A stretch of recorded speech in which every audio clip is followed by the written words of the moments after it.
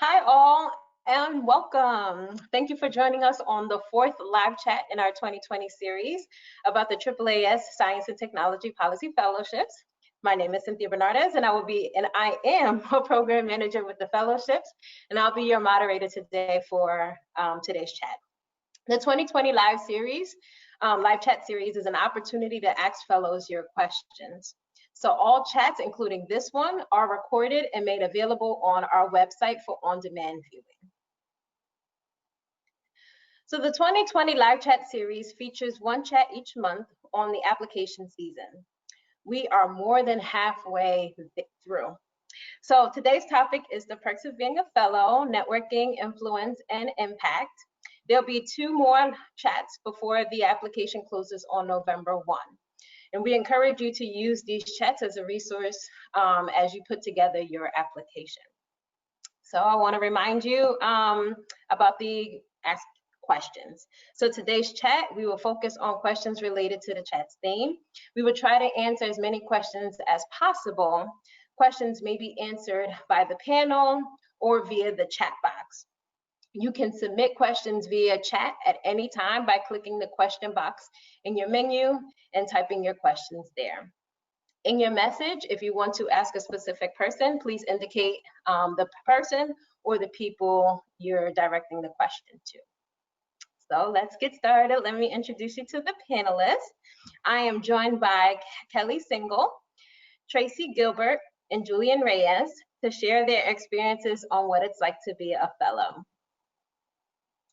So Dr. Kelly Singel will be a second-year fellow at the National Institutes of Health. Dr. Singel received her PhD in cancer immunology from the University at Buffalo and Roswell Park Comprehensive Cancer Center in 2018. That same year, Dr. Singel was a Mirzayan Fellow. Currently, Dr. Singel works on several trans-NIH initiatives, including strategic planning and communication of the impact of NIH research. She also co-leads the STPF U.S. Healthcare Policy Affinity Group. I hope we can hear more about that during today's conversation. Then we have Julian Reyes. He is a STPF Fellow at the State Department in the Office of Global Change in the Bureau of Oceans and International Environmental and Scientific Affairs. Currently, Dr. Reyes is part of the negotiations team for the United Nations Framework Convention on Climate Change and leads on issues related to gender and climate education, training, and awareness. He also helps facilitate government review of the Intergovernmental Panel on Climate Change, or IPCC, assessments.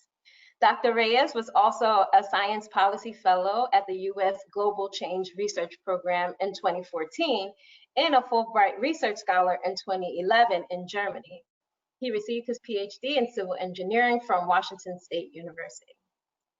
And last but never the least, we have Dr. Tracee Gilbert. She is a passionate entrepreneur and engineer executive. Dr. Gilbert owns and operates Systems Innovation, LLC, which has provided engineering and program management services to various clients in the Office of the Undersecretary of Defense and the Department of Navy Modeling and Simulation. She serves as an STPF Fellow as an STPF Fellow at Health and Human Services and the Department of Defense. She received her PhD in Industrial Systems Engineering from Virginia Tech. She is currently the chair of the STPF Advisory Council and a board member of the Mechanical Engineering Advisory Board at George Mason University. So thank you all for joining us today. So as mentioned, today's theme, or the theme for today's chat, is the perks of being a fellow. While the audience is submitting their questions, I'd like to kick us off with the first question. So what has been the most surprising career benefit of being a fellow? And perhaps something you weren't expecting when your fellowship began. So Tracee, I'm going to turn that question over to you. Wait, you're muted. Hold on. Yes, there we go. So I would say the biggest benefit of me being a fellow is me having a seat at the table or being in the room at the highest levels of government. So at the time, before my fellowship, I had spent 10 years in industry and had led large-scale teams developing systems from concept through deployment. But my position in an organization was that there were several layers between my position in the organization and to the top layers of the organization. And becoming a fellow, I was able to interface with CEOs of corporations, the highest level of government officials, and as well as academia. So I'll give you an example. I went to go work for the Deputy Assistant Secretary of Defense for Systems Engineering. It would have taken me in my career probably 20 years to have a seat at the table with the Deputy Assistant Secretary of Defense, who was the chief engineer for the Department of Defense and led over 100,000 employees. So being a fellow gave me the opportunity to have a seat at a table working on projects with the Deputy Assistant Secretary of Defense. One surprising aspect of the fellowship was I knew that I would have, like I said, a seat at the table, but I didn't realize how broad my span could go. So I also had opportunities that I wasn't able to foresee. And during my fellowship, I had the opportunity to not only work here in the US, but also work abroad. So I was able to conduct video conferences with Saudi Arabia and then travel to Oman and meet with the Omani ambassador and to meet with presidents of organizations to help them to understand how to help women progress in STEM. So I think having a seat at the table is the biggest thing that the fellowship gives. And I always say that it catapulted my career. I certainly expected to get there, but it got me there in a shorter time period. Awesome. Thank you. Anyone? Well, let me see. So folks, please submit your questions. I am here to review them. And so I'm wondering whether Julian or Kelly wanted to take a stab at that question as well. And if, in case you forgot, what has been the most surprising career benefit of being a fellow and something that you weren't expecting when your fellowship began? So Julian. Can you hear me? Yes, now I can. Excellent, good. Thanks a lot, Cynthia, and hello all. So I did write a few notes for this first question, which we were given, which is great. So I'm prepared, actually. That's surprising. It's been a crazy time, as you all know, with this pandemic, but I'm really glad we're still able to join on this live chat. I think one of the most surprising things from my fellowship so far, an unexpected career benefit, has been the ability to take on such a diverse portfolio. So by portfolio, I mean the items and topics that I work on in my office. Little did I think I would work on not only climate change issues, but climate related issues, and also contribute substantially at the international climate meetings within the first few months of my fellowship. And as Tracee mentioned, a lot of us are actually, we aren't just considered, we are fellows, but we're actually in the office. We're, we're working with the FTEs, the full-time employees, with other contractors. We have a seat at the table, and people look to us as experts, really, and leads on many issues. So, for example, I helped shepherd a gender policy and implementation plan at the IPCC, and that was really a great opportunity to learn how the Department of State works. Really learning how the Department of State works with one voice. So you have one voice related to foreign policy. And of course, once we take that language, we still have to work with all the other nations at the IPCC, over 180 nations. And so, trying to get to yes and consensus can be really difficult, not only in America in the Department of State, but also across different countries with different, legal frameworks and opinions. My portfolio has also included many interesting other climate-related items like gender, climate education issues at UNFCCC, but also Arctic and international shipping issues. And so that's been really great. And one of the main reasons I actually chose my office was to really grow and challenge myself. I thought, what better time than to pick a place where you can just really learn and grow. And I always told myself, if it's something you don't like, then you don't like it, but you take that experience with you wherever you go and you pave your own path, learning from that, and you grow. And so I think with this diverse portfolio, I've definitely experienced a lot and learned a lot. I'm really grateful for AAAS, STPF, but also the Department of State for these opportunities to work on so many important and relevant climate-related projects. Thanks. Yeah, no problem. So we received our first question, and this is to Kelly and Julian. So how has COVID-19 and working from home affected your ability to network, meet colleagues, and learn from each other? So since Kelly, you didn't answer that first question, I'll let you take a stab at this one. Great, thanks, Cynthia, and thanks to all the attendees here today submitting the questions. It's great to hear from you. So I would say COVID has definitely impacted the physical spaces in which we work, but at least for me in particular, it hasn't affected the pace or the breadth of my work. In fact, I think it's enhanced, it's made some things faster, and then it's made the breadth of my work in some ways much broader. I'm a trained immunologist via my PhD and postdoc, and so I was able to use that expertise Hey, Jamogi, to. I can bring whatever you guys have left. Yeah, Tracee, I can bring what you guys. Tracee, we can hear you. Oh, my apologies. It's okay, COVID life. Technology, work from home. You just got to roll with the punches.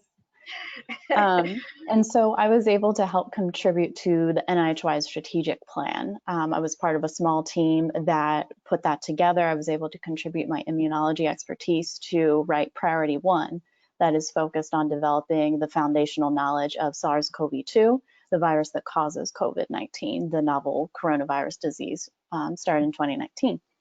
And so in that way, I have been able to broaden out my main portfolio is on strategic planning, but I've been able to take on these other pieces that are more specific to what NIH is doing in the COVID realm, as well as doing some various other projects on determining how we're going to track and report on the money that has been spent on COVID and what has come out of that money, the research advancements and developments moving forward with the various initiatives. So in some ways, working from home 100% can be difficult in that you have to be really good with time management and forcing yourself to have a work-life balance, because it can be so easy to just keep working. I just will do one more thing this evening. So I think it's helped me become a more be more proactive or intentional in enforcing my work-life balance. Julian? No, that's a great question. So I started in my office in November, and so I was really fortunate to be able to travel as much as I did before we were stopped, unable to travel. So I was able to attend our big climate change meeting in Madrid in December.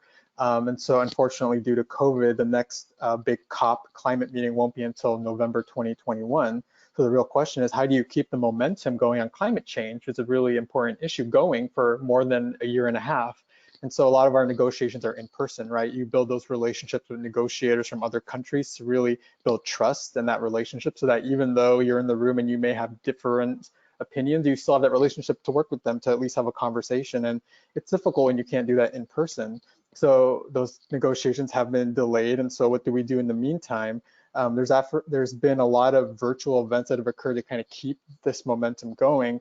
But now, instead of negotiating the outcome of a particular report or text, we're actually negotiating how we do the virtual events. We're fighting for X number of events versus something else. And so it's very different, but I think this time has allowed us, and especially more junior folks, to get a deeper dive on some of the issues. And I think that's very important, especially just coming into a lot of these topical areas related to climate and other environmental issues. And then I think personally, I agree with Kelly about the work-life balance. I think early on it was very difficult to maintain that because you are at home, so you can roll out of bed, and I actually got onto the computer earlier than usual, but then you probably are checking your email constantly, right? Making sure that you're not missing anything. So I think it is, I would say personally, it's more difficult to maintain that work-life balance. But I do think sometimes it's easier to go on a walk, for example, and be on a call at the same time. So I do appreciate that, not being stuck in an office for 8 to 5.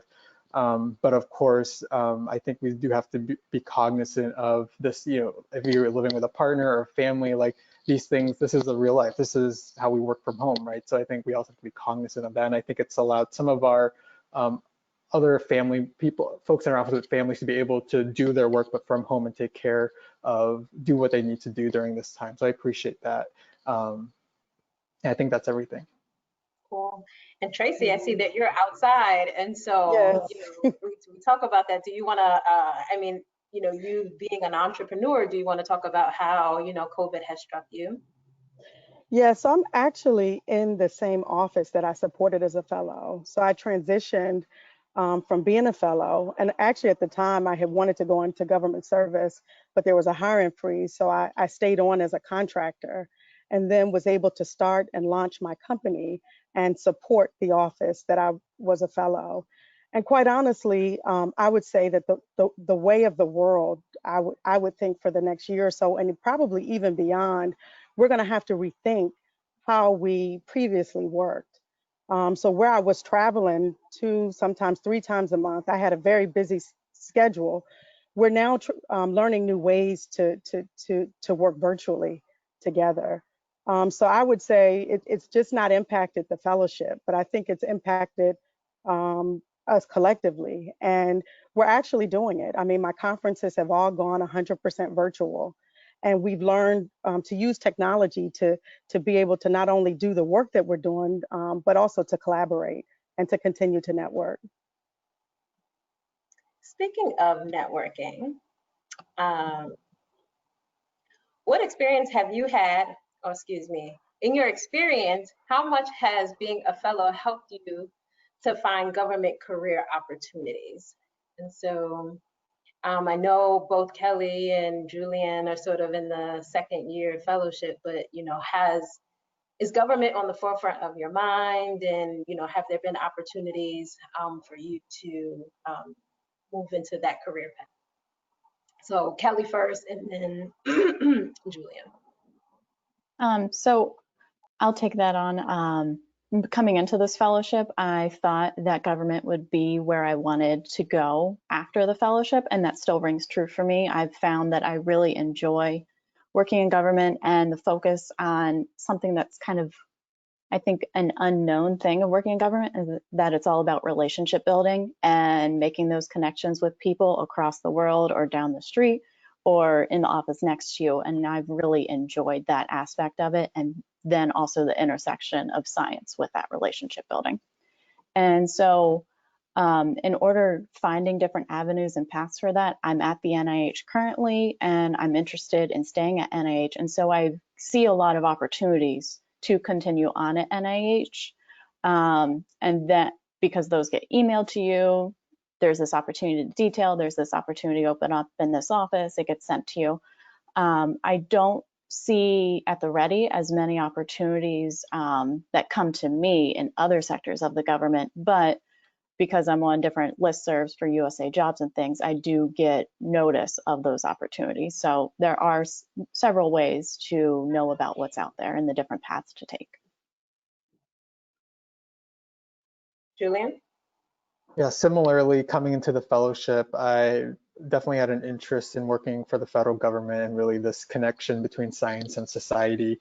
And the State Department allowed me to really gain an understanding of the international climate policy sphere, just in general foreign policy, which that wasn't on my radar at first. But again, like I said, I wanted to really challenge myself for this during this 2-year fellowship and really figure out where I want to go. Do I want to pivot again, or do I want to stay in the federal government? And I think this opportunity allows me to do either. But I think at the State Department in particular, something that I looked for interviewing was looking at whether there had been fellows in the office and where they are currently. And in my office, we've actually had many fellows, and 2 of my mentors are actually former fellows, which they understand when we have to do the year-end report or mid-year report and they're late. So they understand that we need to make time for those items, which are important for AAAS. But I think that's something to look for as well, because they understand what being a fellow means, but also they help you look for opportunities to really grow as a professional, but also help you look for that next step. I think that's something that's important to me, and that's why I chose my office. And also looking at where former fellows in my office have gone, it's pretty astounding where they have been, where they are going. But I think that no matter what, I also agree with Kelly in terms of building your relationship. And I think it's funny, I've worked in the climate sphere, I did my postdoc in doing climate impacts in agriculture, and even though I did that work in the kind of local to regional scale, I still come across a lot of the same names, which is really funny. So it really is a small world.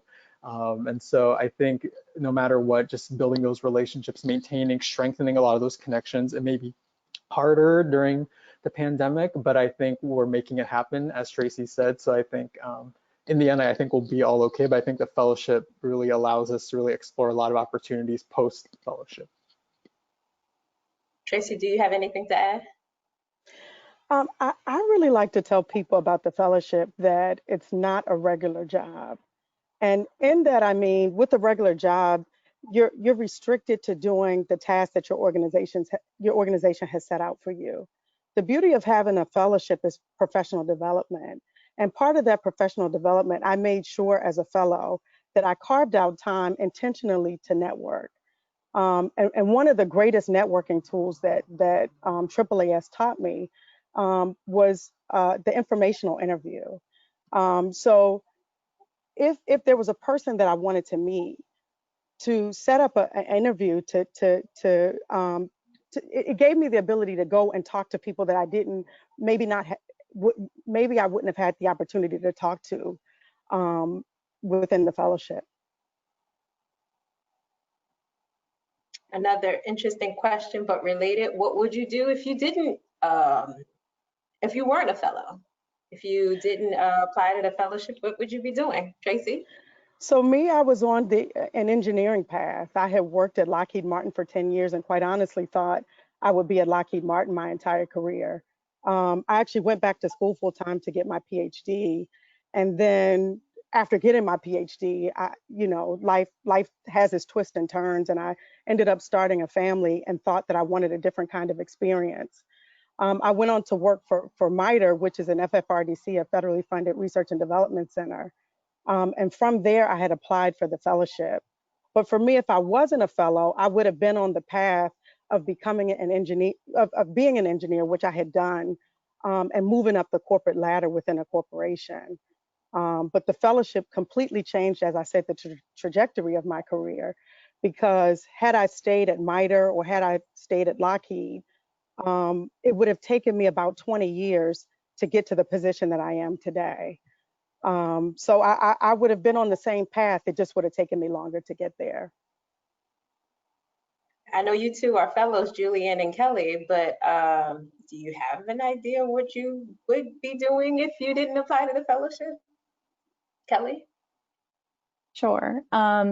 So I was building a plan B when I was applying for the fellowship and everything, but the fellowship was still my plan A, but that was like my path I wanted to be on.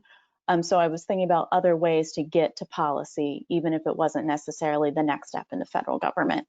And so I actually was thinking about going into industry, like a small biotech that was up and coming, and seeing if they had an ability to bring on a policy advisor or a postdoc of sorts that could get their feet wet or wear a hat in their policy shop. And so I was trying to do it in a non-traditional way and start making those connections with some of the groups that we had been collaborating with throughout my PhD and my postdoc. But thankfully, I didn't have to make my own path. Julian?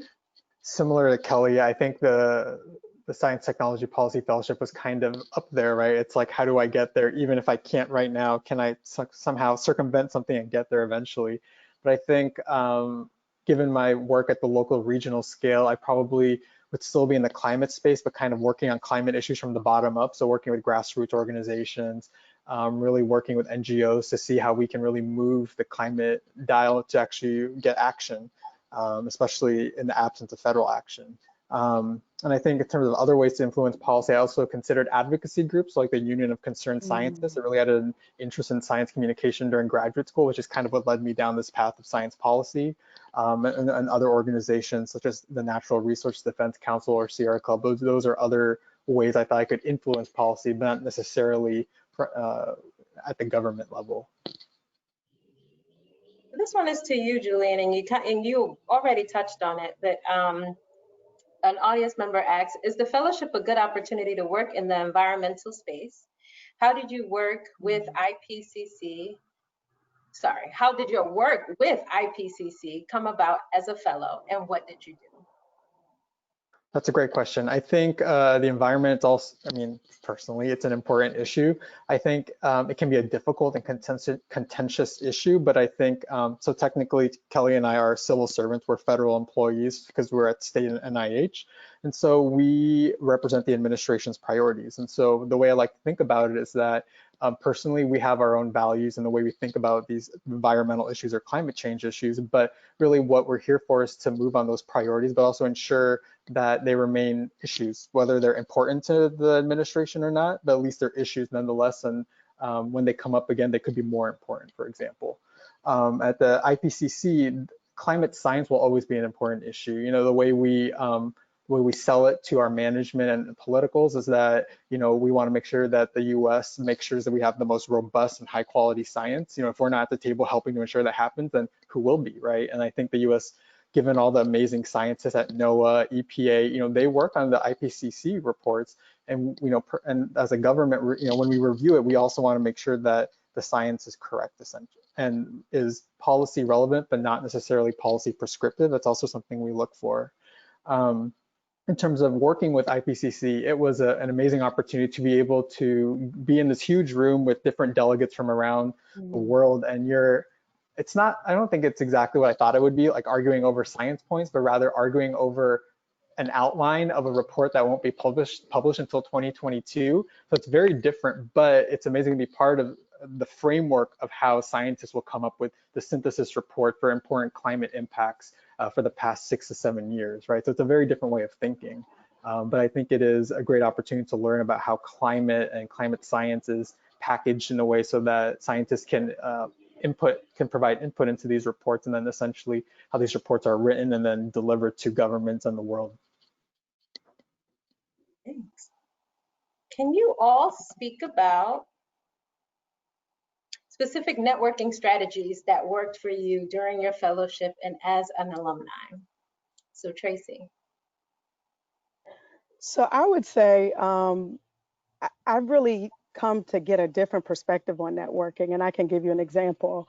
I used to always think of it was always an esoteric concept to me, networking, and I've come to realize now that I'm 8 years out of the fellowship that the most important networking skill was building the relationships with the people that I work with and I interface with. And I say that to say, because like I said, I always considered networking as this something else, something external to the job that I was doing. So very recently, I got a call from somebody that I work with in the fellowship, and I'm sorry, can you go on to somebody else? I apologize. No problem. Yes. Kelly. So I definitely want to second what Tracee was starting to saying, in that building those relationships with your office are so important, because those are the people that you're going to be starting the projects with at the very beginning before you bring in the larger working groups. And those are the people that are going to support you and mentor you and sponsor you throughout your career. And so that is something that I've definitely made a point of cultivating throughout this first year, and hopefully will continue to sustain that in the second year and beyond. Another strategy that I've taken on with the first year of the fellowship is that I have an interest in health policy and learning how the different various levers can be used throughout the federal government, especially throughout HHS. And so I really wanted to learn not only about NIH, but also the other operating divisions within HHS throughout my fellowship. And the AAAS fellowship has these fellow-led and driven affinity groups. And so I was hoping that there would be one on health policy, and there wasn't. So luckily, there's another like-minded fellow like myself in the fellowship who is my friend and my colleague. And so we decided to start the U.S. Healthcare Policy Affinity Group as another leverage point for us to use to invite people in from the various HHS divisions and agencies to speak to us on their work and how they use the resources at their disposal and relationship building to influence policy change. Julian. I think Sorry, before you begin, Julian, Tracee, did you want to finish your thought and then we can Yes, go over to Julian? I have to sincerely apologize to you all. But I was just making the point that um, as a fellow, I had the opportunity to explore. Exploration beyond the job task that I had at hand was very important to me. So during the fellowship, I was able to explore in an area outside of systems engineering and to be able to work with a team of people that I wouldn't normally have the opportunity to work with. So at the time, I didn't realize how important that relationship was. And I think just going and showing up and being your best authentic self really pays off in the end. So now that I'm a business owner, I've been contacted by people that I've worked with during the fellowship. And at the time, I didn't realize when I was working with those people that that relationship would pay off 8 years later. So I was able to get business opportunities from people that I work with the fellowship, and even in areas where I would not have expected to, follow up with people or have long-term relationships with. It was just in my everyday working and showing up and being my best self that was most important.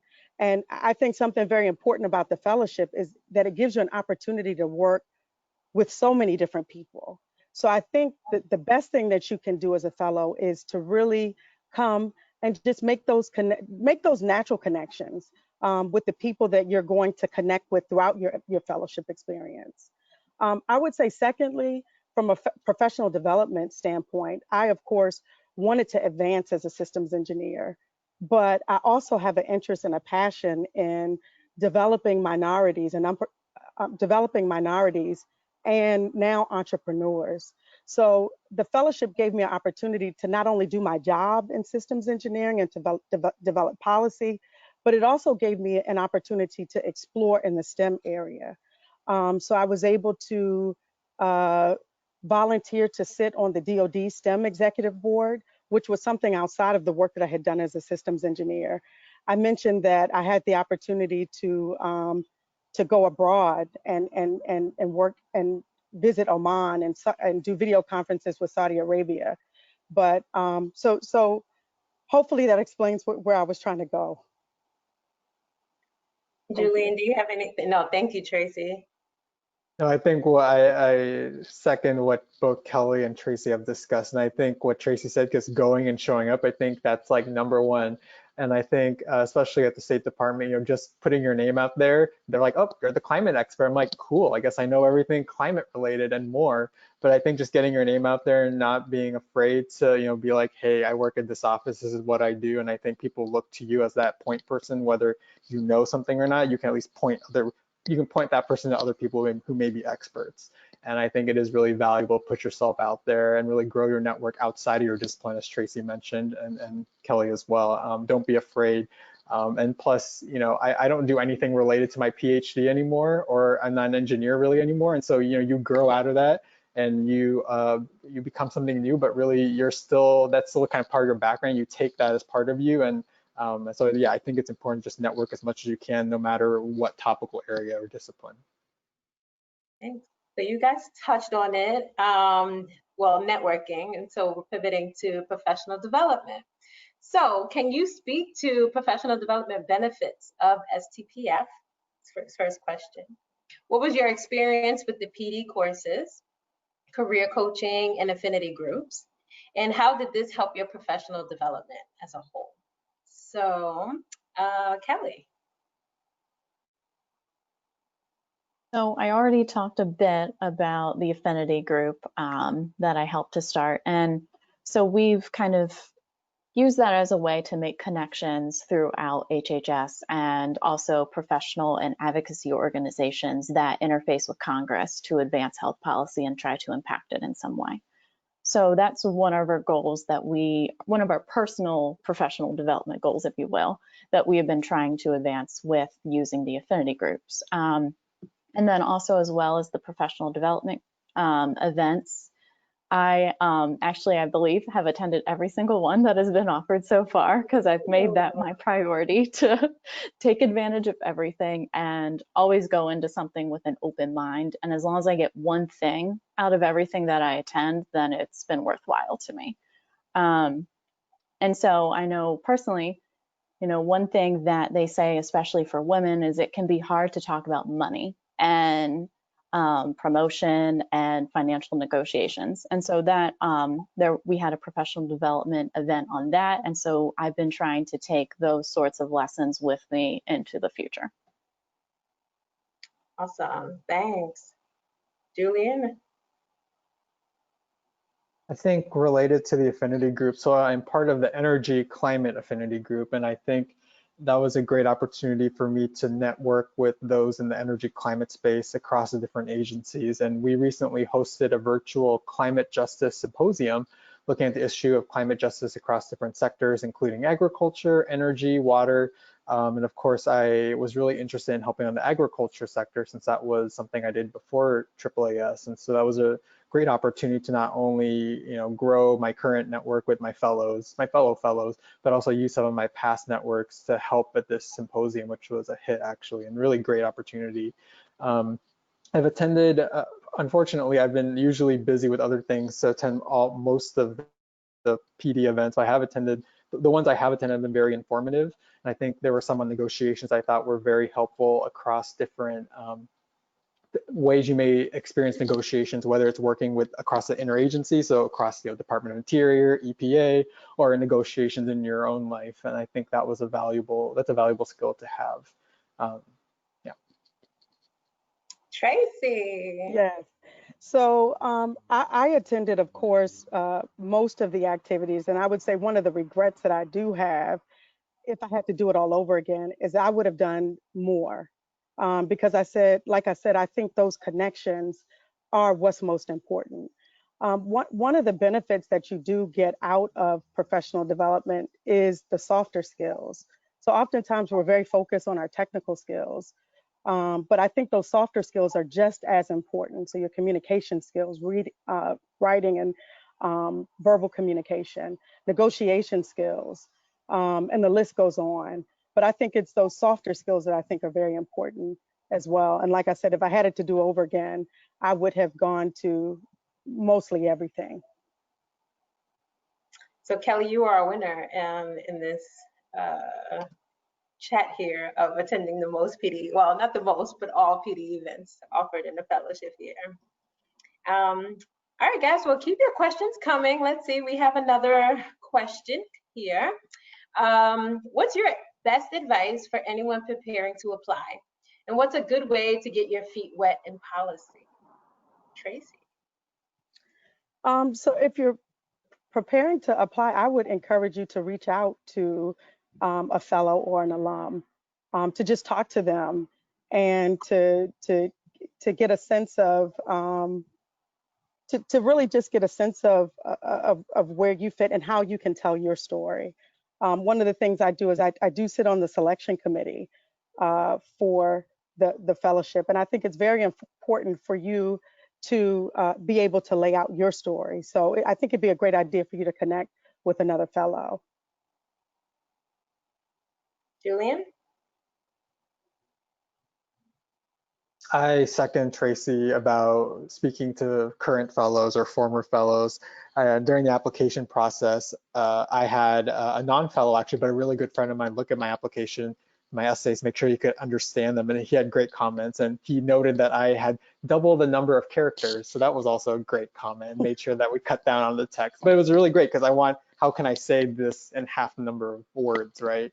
And so related to that, I would say in terms of the second part, getting your feet wet in, I think, science policy, and, it doesn't have to be explicitly science policy. It could be other experiences like in science communication, or who knows what that you build those skills that make you a great fellow to work in science policy. So I don't think it necessarily has to be science policy, but I think there are many different ways, like could be getting involved in your graduate student government, for example. That's a great experience in terms of working with others, building interrelational skills, building relationships. I think that would be a great experience. So I think any opportunity you can get and just doing something kind of outside the lab, outside what you do, for your PhD, I think those are anything you gain from those can be valuable for the STPF. Kelly, you want to add something? Because I have a question that is related to what Julian shared. Okay, then go ahead. All right, so can you describe the transition you've experienced between discussing science with fellow scientists to translating it to government officials? So that science speak versus having to keep things, concise. So I guess, Julian, you were sort of on a roll with that. So can you describe your experience? Yeah, that's a great question. I would say that we're not too in deep with that like the academic literature, but we still keep track of like the latest climate science, climate change research. But it's very different because having been away from academia in a while, I'm very excited to like read a research article. I'm like, ooh, that's happening, and we prepare a summary for our office leadership. But of course, we focus, I think, a lot on the methods, or it's too long, and we always forget like, no, they want to see like 2 to 3 sentences, right? So something, we use something called a BLUF, a bottom line up front. So, why is this research relevant? Who cares? So what? And so I think we always have to remember that, even though we are scientists and we get excited over everything.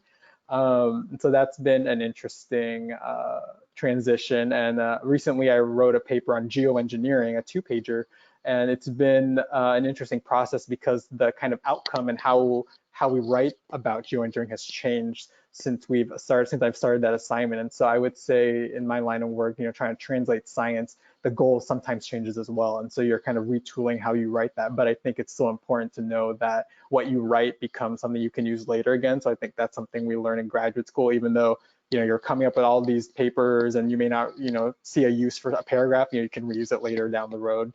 So I think that's also important. But I think just remembering, why are you writing what you're writing, who's the audience, and really the bottom line, I think that's important. Yeah. Engineer Tracee. Yes, and I would also say this is another skill. It was actually a marketing skill that I had to learn. I started in my fellowship working to lead the efforts to transform the way that we engineer our systems in the department. So bringing our engineering capabilities to the digital age. And a part of what I had to do in that process was marketing, and being able to translate that message to the highest levels of government, to the lowest level of the people that are implementing the strategy and the policy, to industry and to academia. So it's actually a skill set that you have to hone, and it's not oftentimes taught in our disciplines. Kelly, you want to add anything or add your experience? I'd say to echo everything that they've said, although it's a little bit different at NIH because we are interfacing with other scientists mostly, because NIH is filled with scientists. Even the government officials are academic scientists throughout their career. But what we're trying to do is that interface with the public. And so explaining what the science is doing, what the goal of the science is, how we're going to support the workforce to get that science done, and then also how we're doing it in a way that we are good stewards of any models that we are using, of the taxpayer dollars, so that we can maintain that public integrity and trust in science and our scientists. Thanks. So keep your questions going. I have this one question. We sort of touched on it. What's a typical day look like in your fellowship? What was the work-life family balance? Okay. What was the work-life family balance? And how did you make time for networking? So who wants to take this one? Tracee. I can go ahead and take it. So I'm actually married with, at the time I had 2 kids, and then I had my 3rd kid during my in between my fellowship years.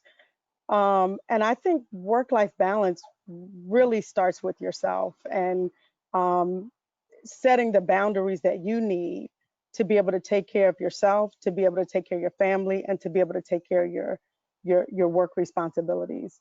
The good thing about the fellowship, as I indicated, is that it's not a job. And part of what you're doing in your fellowship is professional development. So you're able to carve out time within your day to do networking, to do those activities that you wouldn't be able to do on a regular job. So I think it really worked out for me, given that right after I had my third child, I went into my second year of the fellowship. But having that ability to not be on a regular job, it gave me the opportunity and gave me the space to be able to have not only advancing in my career, but also having that time to really hone those other things that I'm very passionate about. Kelly? I agree with everything that Tracee said, especially for me coming from academic science. I was connected to my email. I was like, just could not stop checking my email all hours of the day. And so government life, not being able to have my email and access to me on my personal phone at all hours of the day has been really healthy and good for me to create a work-life balance. Now that we're working from home, as I said, I have to be more intentional about maintaining that.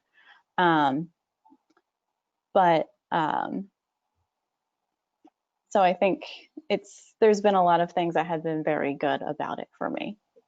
And oh, that's right, sorry, the professional developments. I knew there was something else that I wanted to say. When you're in academic science, it can feel like any sort of trainings or meetings have to be directly relevant to your expertise or the methods that you're trying to employ. And what I really enjoyed throughout this first year of the fellowship is being able to find something that is tangentially related to what I'm doing or what I'm interested in, and just being able to go and do it, because I'm here to learn.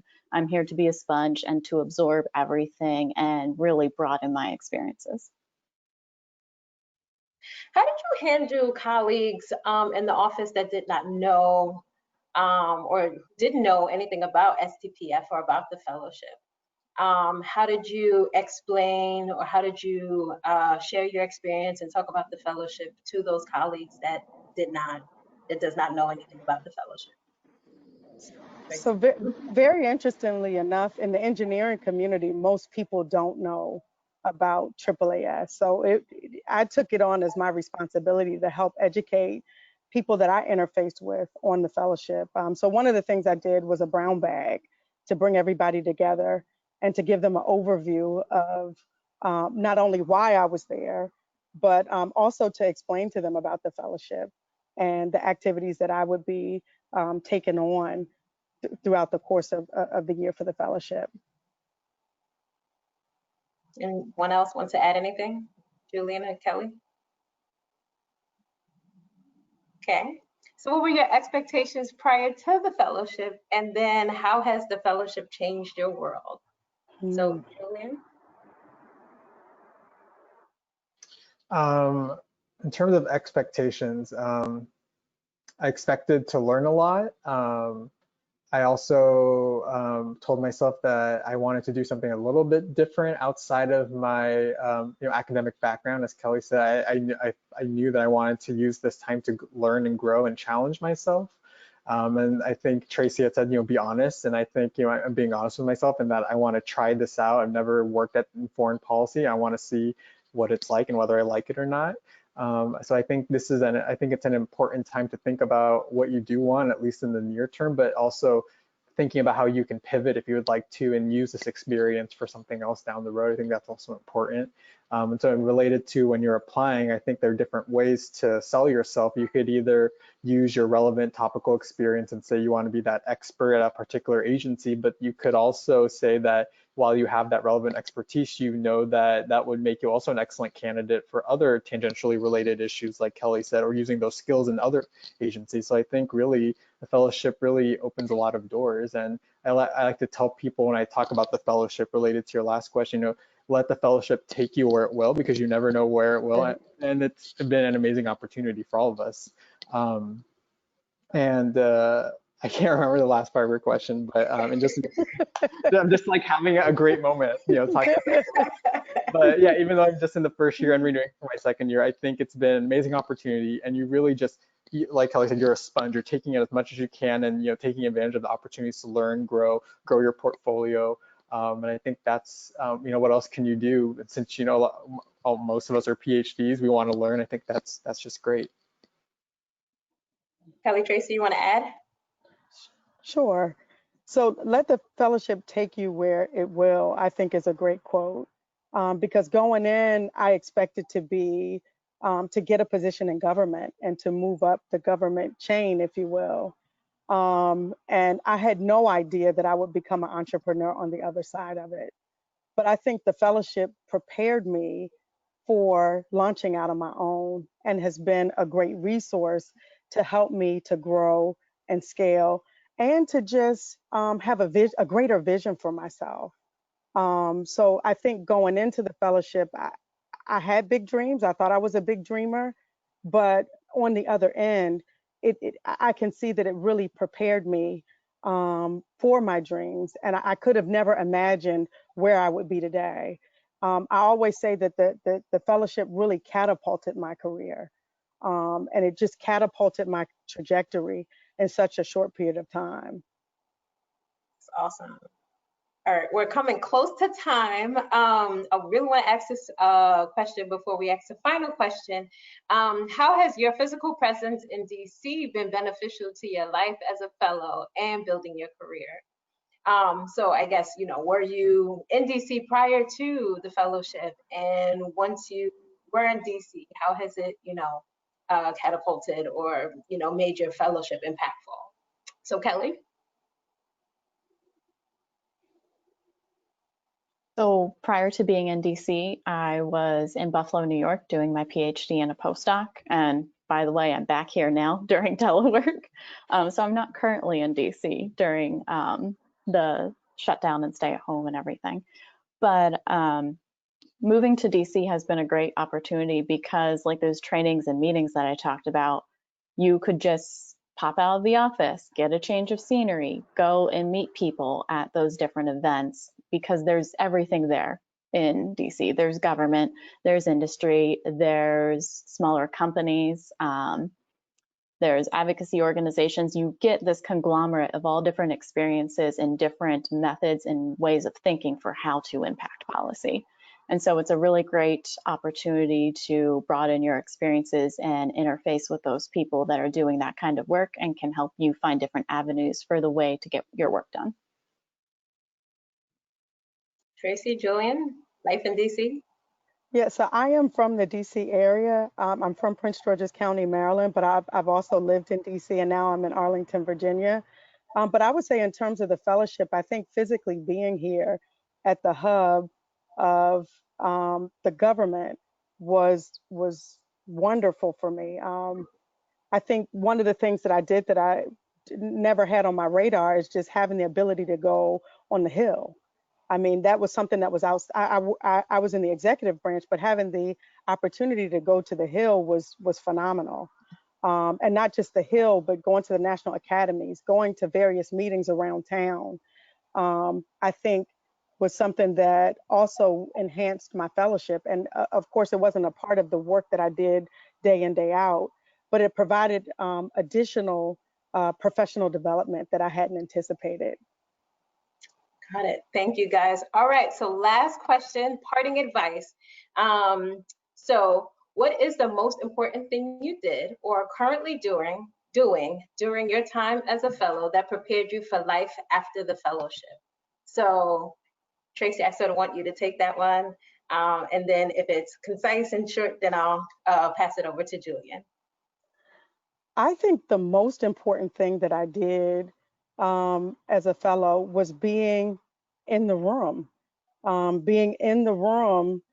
with government officials at the highest level, being in the room with presidents of universities, being in the room with vice presidents of commercial industries. And being in the room, I got an opportunity to understand how things work. And when you're in the room, you then begin to dream a bigger dream for yourself and see that you can also do the things that the people in the room are doing. So I think that was the biggest opportunity that the fellowship provided for me. And then I would say, secondly, traveling internationally and having a voice internationally was pretty big for me as well. Thanks. Julian? I second everything that Tracee said. I think, being present, and also, we've said this so many times, but really networking. But I think, not only for your professional, for your career, but I also think like among your fellow fellows with the alumni, I think that's also really important. And so related to the last question, having a presence in DC, it's been amazing to actually just build friendships, long-lasting friendships, no matter if you're fellow fellows in the NIH or EPA and you're not even in the same discipline. I think that relationship will be really important. And also just rekindling old relationships, no matter in what discipline, and being in DC, really just maintaining those and strengthening them. I think that's really important. Yeah, I'll end with that. Awesome. Well, we do have one more minute for Kelly, if you wanted to add anything to that question. Well, I will definitely second everything that Tracee and Julian said. A lot of my work is done on strategic planning. And I think what I've really found is that it's more about not just coming to a document or a deliverable to send to Congress or send to the public. It's really about the process of building relationships and understanding everyone's unique agendas and what they're trying to accomplish, and trying to find a way that you can all work together to advance all of the scientific missions to improve health for all. Thank you, guys. Thank you, guys. That wraps up, or that brings us to the end of time. I want to thank Kelly, Tracee, and Julian, and everyone who joined us for your insightful questions. The application is open through November 1st. Visit the fellowship website, AAAS.org/STPF, for details on the application. The next chat will be what's it like to be a fellow. It will take place September 16th from 4 to 5 p.m. Eastern. So we hope that you can join us. And if we did not answer your questions today, please send us an email at fellowships@AAAS.org. And thank you all so much for joining us today. And thank you to our panelists for sharing your experiences and your thoughts. Thank you. Thank you.